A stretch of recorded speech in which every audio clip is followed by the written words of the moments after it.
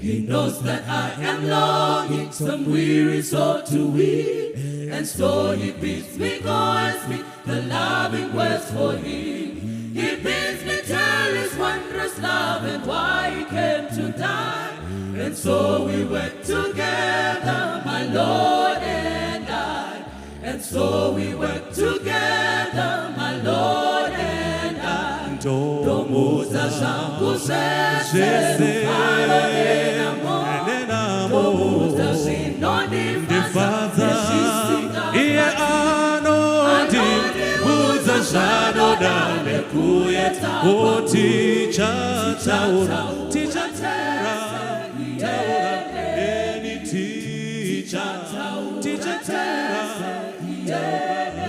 Wanzugoti Mondele Gagati Shumana Isilos Ibis Otani Notanta Kufanga Sensa Daonya Minana Sensa Daonya Minana Senso Lalanda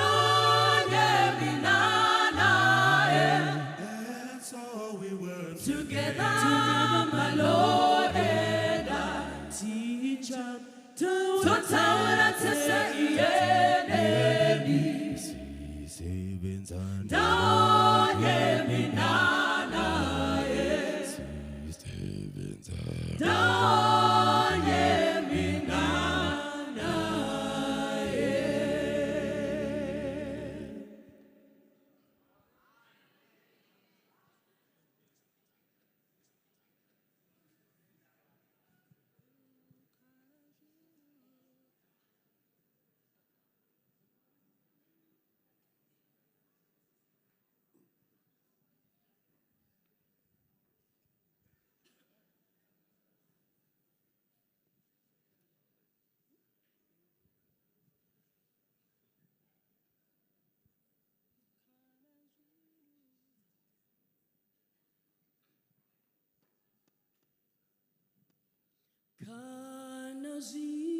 Kanazinu Zorema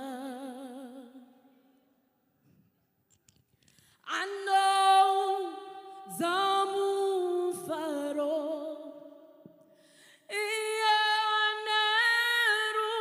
Iyanerudo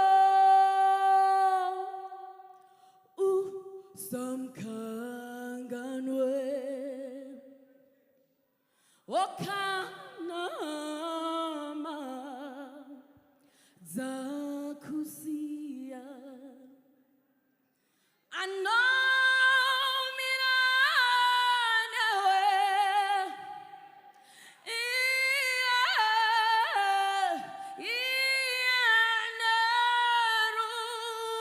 Iyanerudo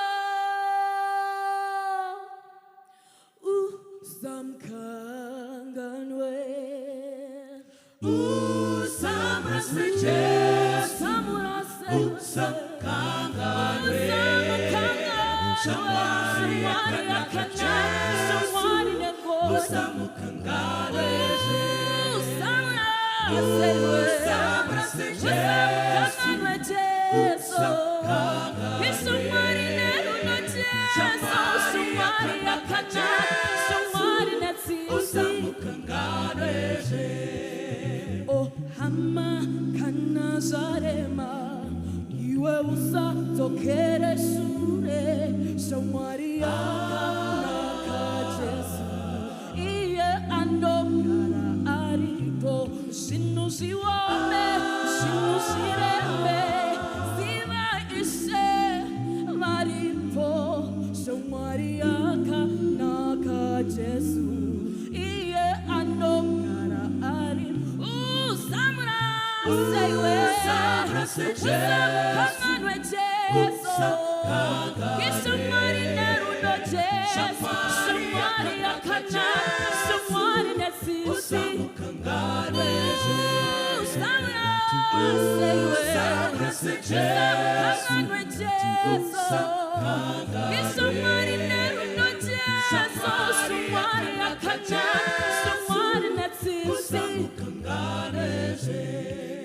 Oh, Hama, Kana, Zarema, Iwa Usa, Tokere Sure, Samaria, Kana, Kanti Jeso, Iye, Ano, Kara, Aripo, Singa, Mesai, Singa, Matase, Siva, Yeshe, Marito, Samaria, Kana, Kanti Jeso, Iye, Ano, Kara,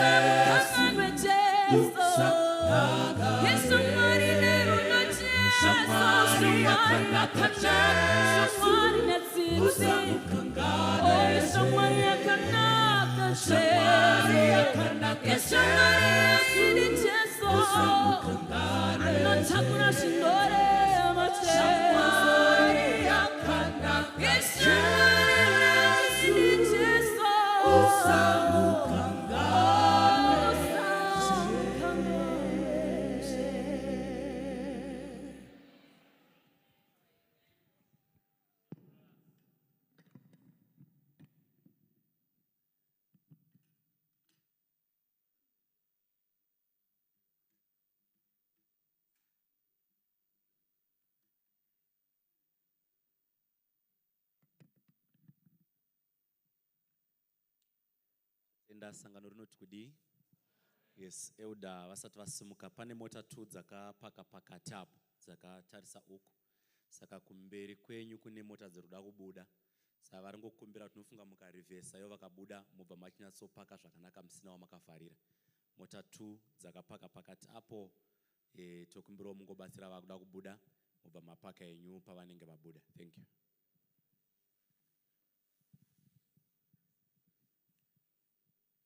Mane rakanaka mayouth.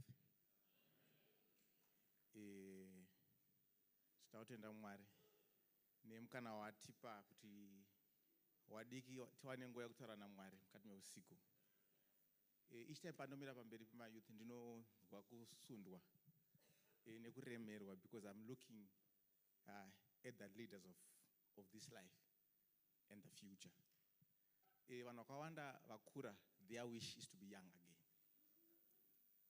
And being young, there's nothing that you can do to be young, but just being born young. Kana time yapfura unongochembera. Kana uri mudiki, you want to grow up and grow older. Kana wachembera, you want to grow younger. But getting younger, there's nothing you can do. But when you are younger, wakurupa unokwashitaura kuti do the best you can. Unozorealize wachembera wakudzo wadika vasingakuteerere. Kuti only if I had done better then. Femfaith yaimba masongs ayamba ari 2. Ndonyanda dautaura panapa. Hanzi usarasa Jesu. Andika imwe shanzi working together the Lord and I. There's an element that we want to discuss at this moment. Tuwatanonamata. Chaverenga kuna 1 Samuel chapter 17 verse 20. This is a very common passage of scripture. Pane nyada kuti tidiscuss. Yachashare. Vachabata zvavachabata. Vachazowanawo ipapo. Mwari akuitire zvakanaka. Pana nogona kuverenga. Ndoda verse 1 chete. Zvakawanda tichangozvitaura because nyaya tinoiziva. Ndokumbira anondoverengera nechirungu ane KJV.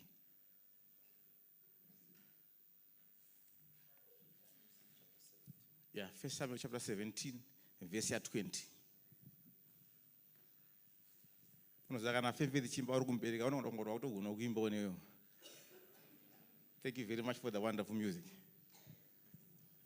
1 Samuel chapter 17, Yes. verse number 20. Verse 20. Let's listen carefully.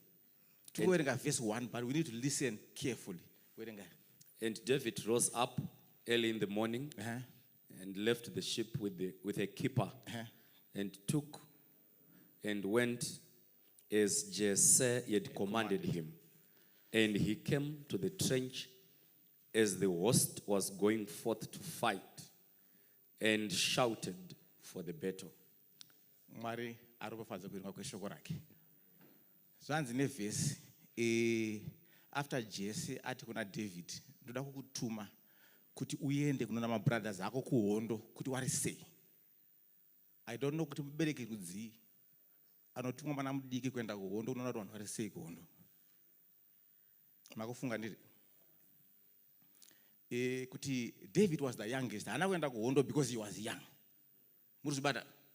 And the war zone is the most dangerous place to be.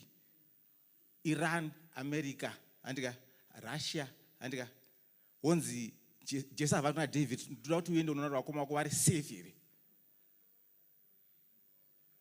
Muruzibata. How can a parent send his son to a dangerous field? Pakamutuma zvinonzi David akasiya makwai aine ekeeper. Mapanzwa? Saka David asafudza makwai because vanga vasina munhu anoshanda kufudza makwai. They had a keeper who took care of the sheep, but David aifudza makwai. Amuna undinzwa.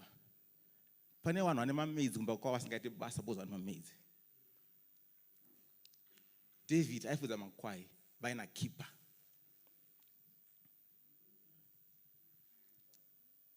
Mundibata.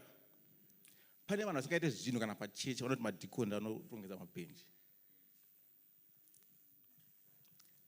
Harisi basa remadhikoni kurongedza mabhenji.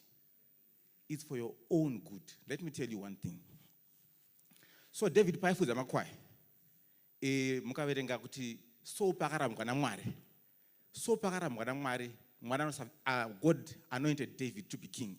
God said that I will appoint a man who is after my own heart. Ndizo. Zvinorevei. Mwari asada David. David ndiye da Mwari. Zvikanzi, I'm after money. Is money chasing me or I'm the one who's chasing money? So David was a man after God's own heart. He was a man chasing God's heart. If you die today, it's going to be written that Chris, a man after money, not after God's own heart. Ukafa nasichanyolonzi ningi after fashion, ningi after swag, ningi after aura, not after God's own heart.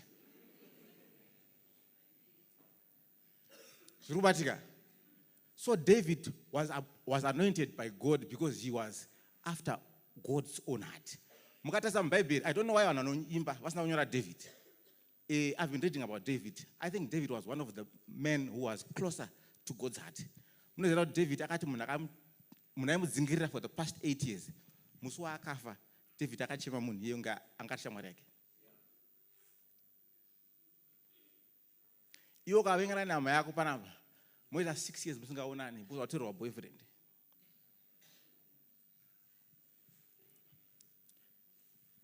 David anoti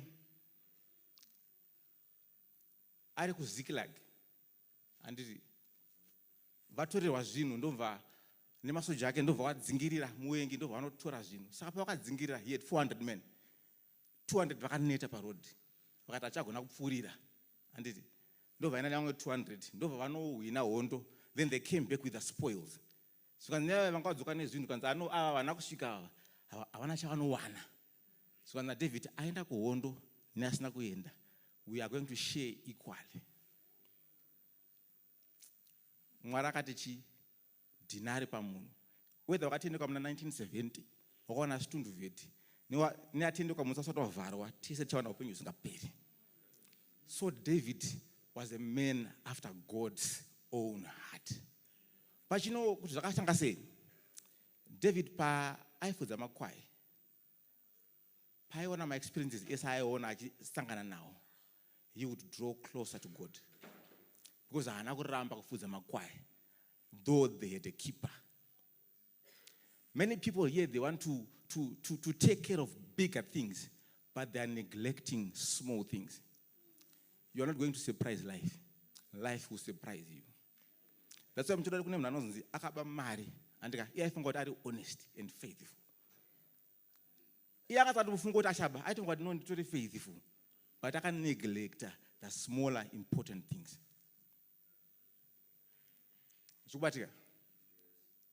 Margaret are serious.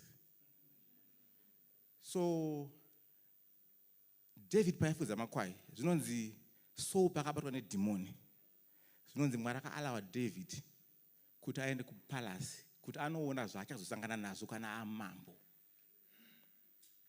Saka David wanted to be a king, but I akaona kuti making anobatwa nemadhimoni akaona kuti no, this is not a matter to play with. He started praying. So maSpsalms akawanda akanyorwa naDavid achifudza makwai asati aita king. David akanoitwa akaita 22 years before he became king. After anointment, akaita 22 years asati aita king. But akapointwa kunzi ndiye achata king of Israel. Pakasangana naSaul haana kumuraya, akati touch not the anointed. Kwete zvaza zvinoshandiswa nevamwe vanoshandisa vhesi taita zvisirizo. Because David pakati touch not the anointed, anga atorambwa naMwari kavo. But David akamuti touch not the anointed.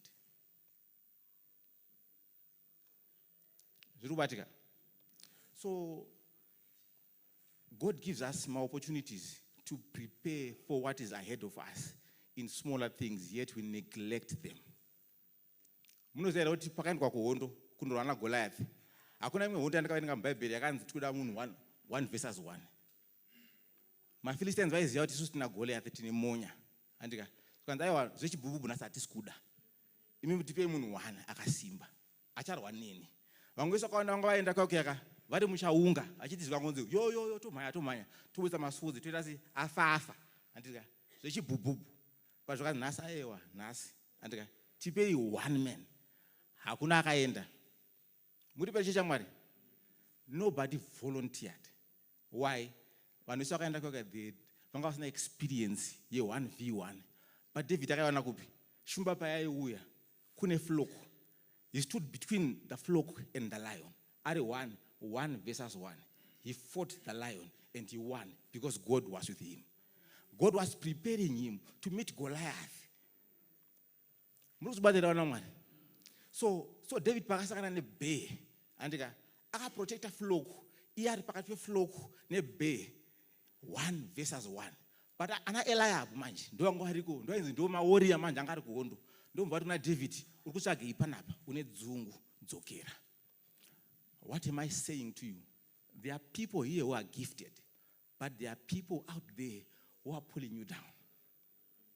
God has been working with you privately, but he wants you to shine.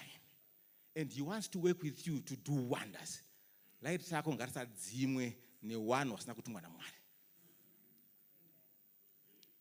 David pakashika pavatoni mamonya angatori kwa 40 days vachitya. David pakasvika kati, what's going on here? Ndiani ari kumura Mwari wekudenga. Tukanzi mfana nyarara tinokuziwa. David ndo vati aiwa ina ndikone kunyarara. Because zvaityiwa nevanhu ava David anga asingazvityi. Many times there are things zvinotyiwa nevanhu vatorespect zvausingatyiwo. Because God is with you. Ndakati umwe musi ndapinda mutown. Takatarisana mota so. Munhu anga ari mota yanga iri opposite yangu ndomva andidedza akaredza bhero zvikanzi mota yako yakaflasha malights. Ndobva ndadzokera ndasi mota ndati but haina kuflasha malights. Ndobva ndazongoti rega ndidzime. Then he was okay. He was then comfortable. So I learned something. So what I realized, mota yake malights ake angati malights andika.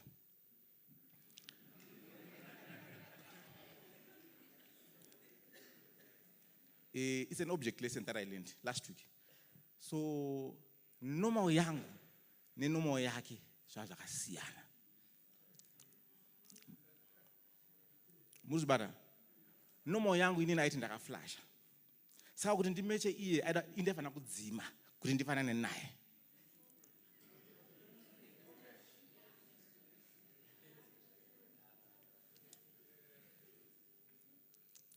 So when you're working for God, and also as young people, God has bestowed you with many gifts. So some people, they don't feel comfortable when you are around because your light is brighter than theirs. They are only happy when your light is off.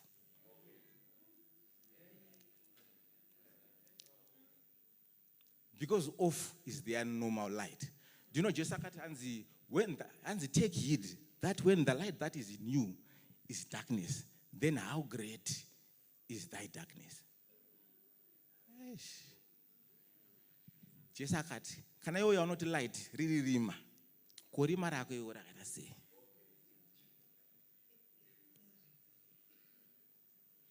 Munozero panapa vanotara nyaya panapa dzekuti dzikanzi dzakutaurika panapa. Tushatwana nechechi here. Marotara nyaya idzi.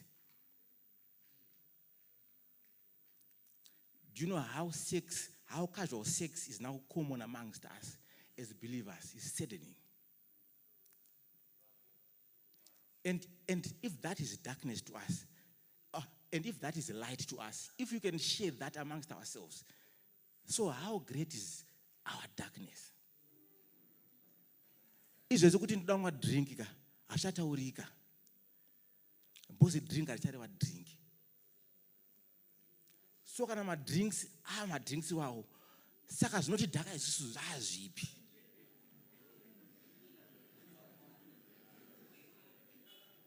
Saka waparidza uchaparidza chii kuti siyai izvi kana izvozvo common amongst us. Do you know the only gift that we have as young people is that we are young and we are sober. The world needs people who are sober. You can be smart, you can be intelligent, but if you're not diligent, you're not consistent, and you're not sober, can go far.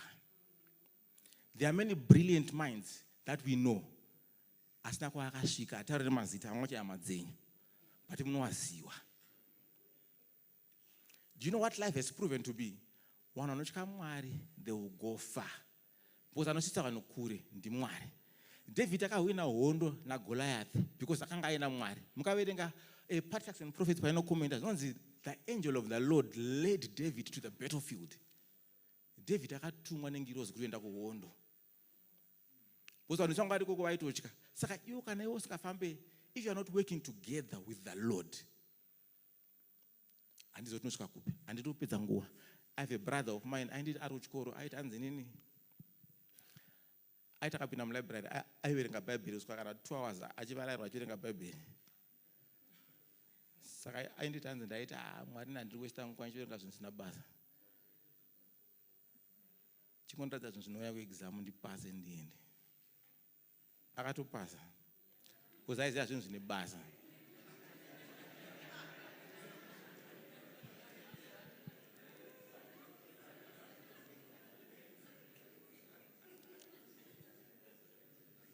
So, anti maseka.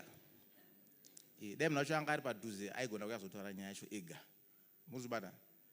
Because the Zinuzenga, the city palatable for my test pazedu. Musbada. Because we are spending so much time. Teachers in Zenika, the crowd out in Zamware. The crowd out effect. Vagata economics. You know what bad money chases what? Chases good money. It chases away the good that is in us. Do you know how you struggle? You spend a week with a radio. So Friday, Sabana, Kwana, Utakan, Manakasanga, Kanaki so, Brains Agoso. Abadonamata, Karakuzoka, and Kure, Abadonamata, Karakuzoka, Pasabatazo. Because the bad things, they crowd out the good things. By beholding, we become changed. Good people, we are not going to surprise God. Could it want salvation? Could it national Sunday law, more than 10 days? Character change overnight. Musbada. Masawada, Toto Ziotic, or not America, Ichakuitika, Toto Zota, I think where Daukwana. And without Gadriza, and could not tell me salvation. Character. No, that is easy. izvezvi zvikanzi Jesu ari kuuya muna 2050 vakawanda panapa havawanike, vatombodzokera votomboti ano tozodzoka